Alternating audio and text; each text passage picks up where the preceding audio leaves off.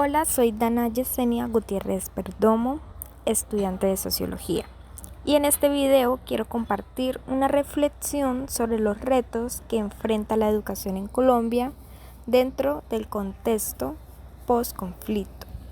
Para esto elaboré un collaje visual con imágenes que, más allá de lo decorativo, intentan ser una representación de realidades profundas, muchas veces invisibilizadas y que siguen marcando la vida de miles de personas en el país.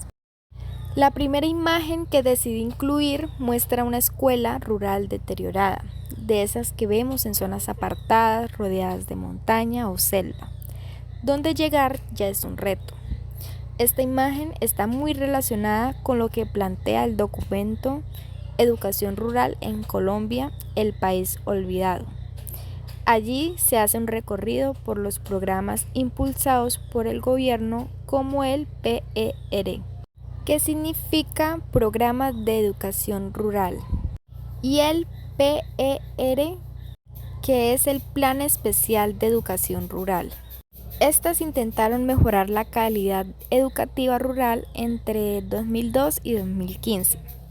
Si bien se lograron avances como el aumento de la matrícula o la implementación de modelos educativos flexibles, la brecha entre lo urbano y lo rural sigue siendo enorme.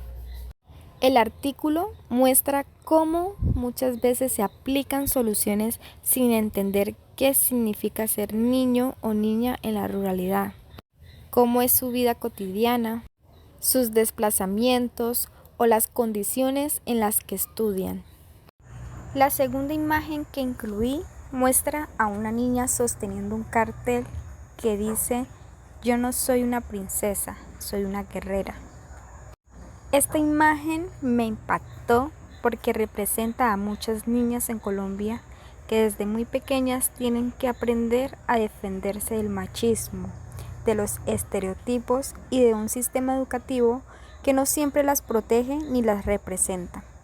La relaciono directamente con el documento sobre equidad de género y diversidad, donde se menciona que aunque más mujeres acceden a la educación, eso no significa que haya igualdad real. Muchas siguen enfrentando discriminación, violencia simbólica e incluso acoso en los espacios educativos. Además, aunque se preparen y se esfuercen, muy pocas logran ocupar cargos de liderazgo o decisión en las instituciones. Y esto no es porque no puedan, sino porque aún existen barreras silenciosas que las frenan. También quise incluir una imagen de estudiantes pintando un mural por la paz.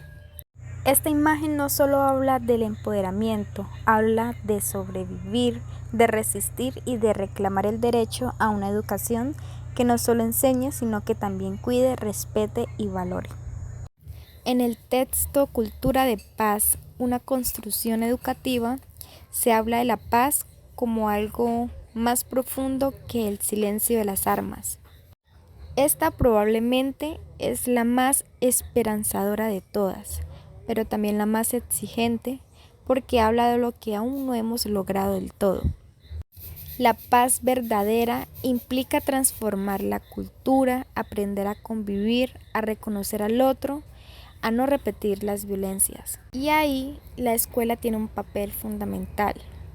Pero para lograrlo, primero tendríamos que asumir que muchas escuelas aún siguen reproduciendo exclusiones, silencios e incluso miedos. La paz se enseña y se vive o simplemente no existe. Otra imagen que incluí muestra a un grupo de docentes protestando, y no es solo por salario, es por condiciones, por dignidad, por respeto.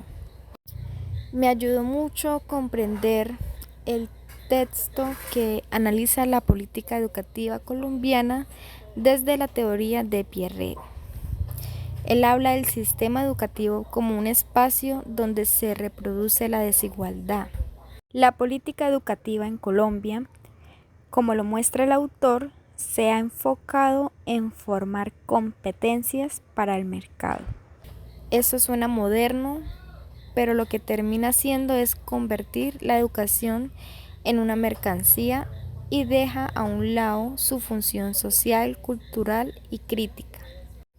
¿Qué pasa con los saberes propios, con las voces distintas, con la capacidad de pensar más allá de ser productivos?